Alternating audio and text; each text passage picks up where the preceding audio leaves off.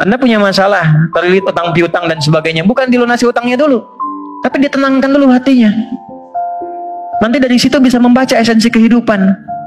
Kemana sebetulnya hidup saya ini? Diajari nanti oleh Allah. Pola hidupmu salah selama ini, makanya terjebak begini. Apa belum tiba waktunya kau menjadi orang yang baik?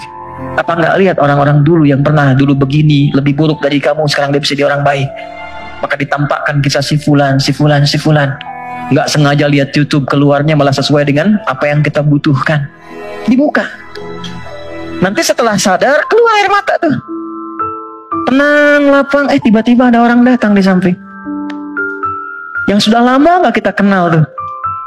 Kata orang teman lama, bro, kamu kemana aja? Apa pekerjaan sekarang? Cerita, ngobrol, udah ikut saya aja. Pelan-pelan ikut berubah, masalah selesai tanpa terasa.